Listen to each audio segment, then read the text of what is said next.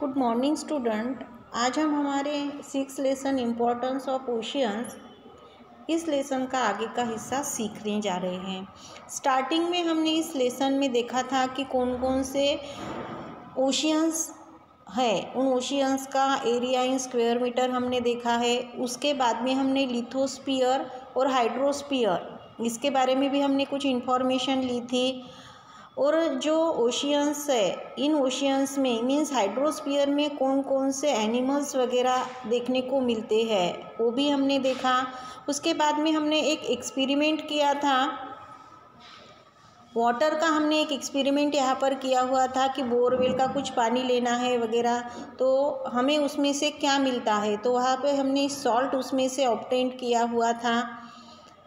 Proportion water का कितना है, लैंड का प्रपोर्शन कितना है, ये हमने उसमें देखा था। उसके बाद में वोल्केनिक इरप्शन जो होते हैं, वोल्केनोज जो है, क्या पानी के अंदर भी हमें वोल्केनोज देखने को मिलते हैं क्या, इसके बारे में भी हमने स्टडी की थी कि ओशियंस में भी वोल्केनोज होते हैं। उसके बारे में कुछ एक्सप्लेनेशन हमें दिया था कि ओशियंस में वोल्केनोज क्यों होते हैं, और जब ये वोल्केनिक इरप्शन होता है तब उस वोल्केनिक इरप्शन के साथ कौन कौन सी चीज़ें बाहर निकलती हैं। उसके बाद में हमने सॉल्ट पैन्स के बारे में देखा था कि किस तरीके से हम सॉल्ट पैन बनाकर वहाँ से हम सॉल्ट ऑब्टेन कर सकते हैं। तो लास्ट में हमने देखा था कि हमें बहुत सारे मिनरल्स को हासिल करने के लिए हमें ओशियंस पे डिपेंड रहना पड़ता है। अब हम इस लेसन का आगे का हिस्सा देखेंगे। हमें यहाँ पर कुछ पिक्चर दी है, can you tell, see figure 6.5 and answer the following questions. अब हमें यहाँ पर कुछ फिगर दी हुई है, उस फिगर में हमें कुछ खाने के पदार्थ दिए हुए हैं। फर्स्ट क्वेश्चन हमें पूछा है, what items are included in our diet. इसमें से हमारे डाइट में यानी हमारे खाने में कौन सी चीज़ें हम लेते हैं।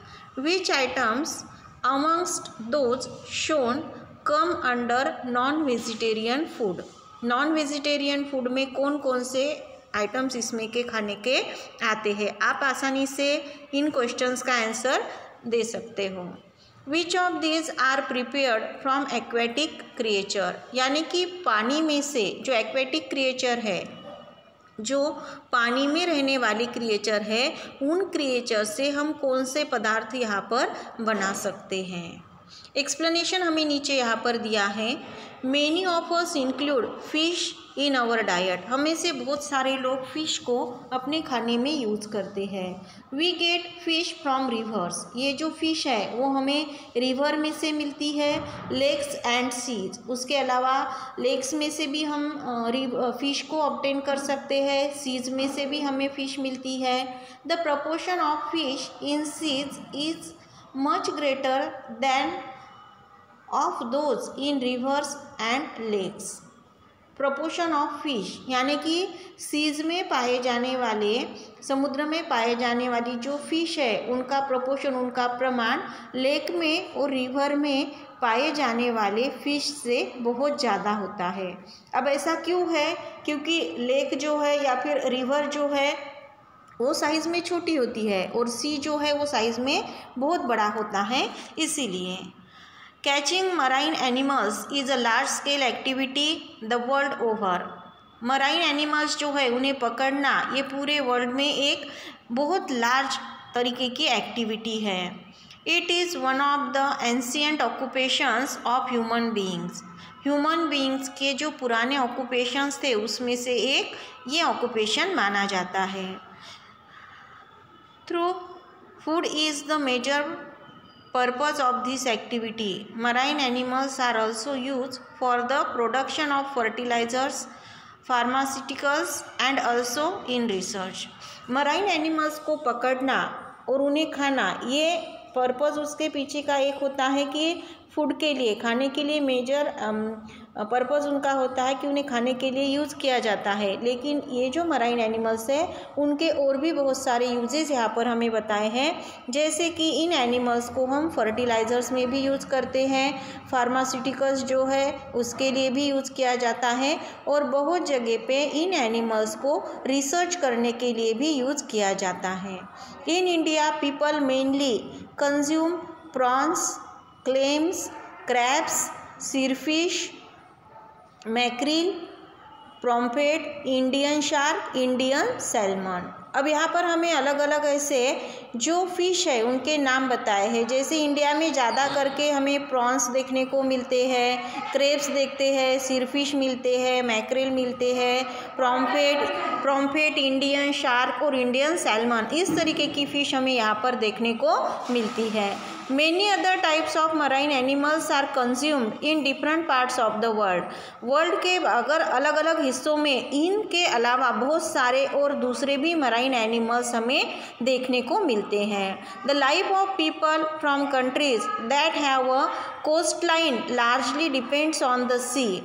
जो पीपल कोस्ट लाइन पे रहते हैं, उन कोस्ट लाइन पे रहने वाले लोगों की लाइफ जो होती है वो ज़्यादा करके इस सी पे डिपेंड रहती है। Specially if there are few other occupations, लेकिन उसके साथ में उनके लेकिन इसके साथ में और भी बहुत सारे दूसरे ऑक्यूपेशंस उनके होते हैं।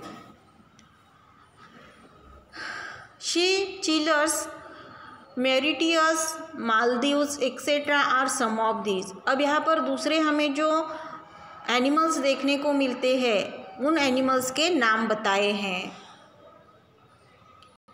एक हमें चार्ट यहाँ पर दिया है ओशियंस एंड क्लाइमेट। यहाँ पर ओशियंस के नाम हमें दिए हैं, वहाँ का जो क्लाइमेट है वो हमें यहाँ पर दिया है, यानी कि प्लेसेस दी है, उसके बाद में कंट्री दी है, उसके बाद में हमें वहाँ का मीन टेम्परेचर दिया है, मैक्सिमम टेम्परेचर दिया है, और रेंज ऑफ टेम्परेचर जो है वो कैलकुलेट करके हमें निकालना है। अब ये कैसे करना है? The above table records the maximum and minimum temperatures from some places located between 30 degree and 40 degree north parallel. Study the table and do as directed. अब यहाँ पर हमें जो टेबल दिया हुआ है उसमें मैक्सिमम और मिनिमम टेम्परेचर कुछ जगहों का बताया हुआ है जो 30 डिग्री और 40 डिग्री नॉर्थ पैरेलल्स में आते हैं, उसे स्टडी करना है। Calculate the difference between the mean, maximum and minimum temperatures and right it in the last column.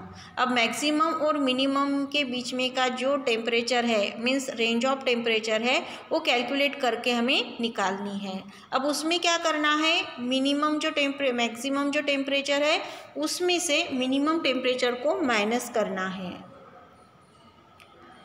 अब आगे का हिस्सा इस लेसन का हम नेक्स्ट पीरियड में सीखेंगे।